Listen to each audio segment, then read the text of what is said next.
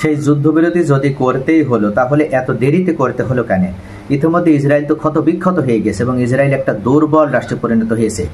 ইসরায়েলের অভ্যন্তরে থাকা সবথেকে তাদের শক্তির যে জায়গা, সামরিক স্থাপনাগুলো, বৈজ্ঞানিক গবেষণাগার, এমনকি তাদের যে পরমাণু স্থাপনাগুলো, এছাড়া তাদের গুরুত্বপূর্ণ যে ব্যক্তিগুলো, তাদেরকে টার্গেট করে ইরান তো ইতিমধ্যে হামলা পরিচালনা করেছে এবং তাদের সে জায়গাগুলো ক্ষত বিক্ষত হয়েছে। তাদের বৃহত্তম তেল শোধনাগার হাইফা বন্দরকে সম্পূর্ণ মাটির সাথে মিশিয়ে দেওয়া হয়েছে। তাহলে এত দেরিতে কেন ইসরায়েল যুদ্ধবিরতির জন্য তারা অগ্রসর হলো? ইরানের গণমাধ্যমের পক্ষ থেকেও স্বীকার করা হয়েছে যে ইহুদিবাদী ইসরায়েল ও ইরানের মধ্যে যুদ্ধবিরতি কার্যকর শুরু হয়েছে এবং এই খবর নিশ্চিত করেছে মেহের নিউজ এজেন্সি। ইসরায়েলি ভূখণ্ডে সর্বশেষ আজ মঙ্গলবার ভোরে বেশ কয়েকটি হামলার পর ইসরায়েল ও ইরানের মধ্যে যুদ্ধবিরতি শুরু হয়েছে। ইরানের পররাষ্ট্রমন্ত্রী এক্সে দেওয়া এক পোস্টে লিখেছেন, ইসরায়েলকে শাস্তি দেওয়ার জন্য সামরিক অভিযান শেষ মুহূর্ত পর্যন্ত ভোর 4টা পর্যন্ত অব্যাহত ছিল। সকল ইরানিদের সাথে আমি আমাদের সাহসী সশস্ত্র বাহিনীকে ধন্যবাদ জানাই, যারা তাদের শেষ রক্তবিন্দু পর্যন্ত আমাদের প্রিয় দেশকে রক্ষা করতে প্রস্তুত ছিল। এমনকি শেষ মুহূর্ত পর্যন্ত শত্রু যে কোনো আক্রমণের জবাব তারা দিয়েছে। যদিও আব্বাস আরাকচি আগের একটি পোস্টে বলেছিলেন যে এখন পর্যন্ত কোনো যুদ্ধবিরতি বা সামরিক অভিযান বন্ধের বিষয়ে কোনো চুক্তি হয়নি। তবে যদি ইসরায়েলি সরকার তেহরানের সময় ভোর 4টার মধ্যে ইরানি জনগণের বিরুদ্ধে তার অবৈধ আগ্রাসন বন্ধ করে, তাহলে পরবর্তীতে আমাদের প্রত্যাঘাত অব্যাহত রাখার কোনো ইচ্ছা নেই। আমাদের সামরিক অভিযান বন্ধের বিষয়েও চূড়ান্ত সিদ্ধান্ত নেওয়া হবে।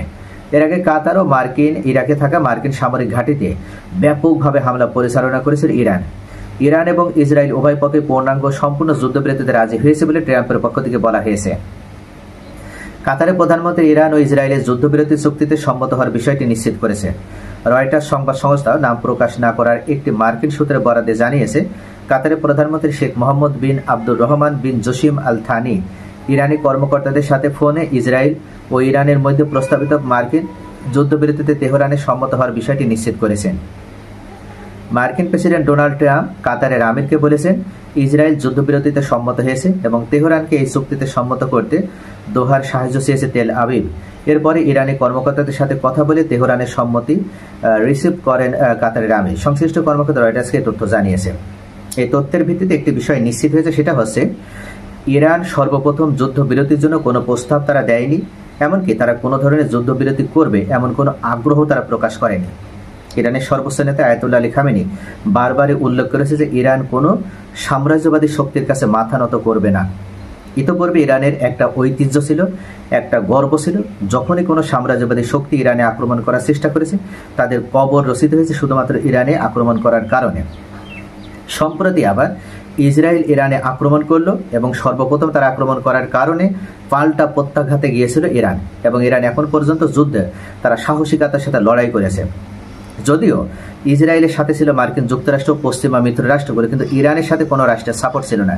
এরপরও ইরান একা হাতে ইসরায়েলকে এবং তাদের মিত্র রাষ্ট্রগুলোকে শুধু পরাজিতই করেনি, শেষ পর্যন্ত তাদেরকে যুদ্ধবিরতির মতো প্রস্তাব দিতেও তারা কিন্তু বাধ্য হলো।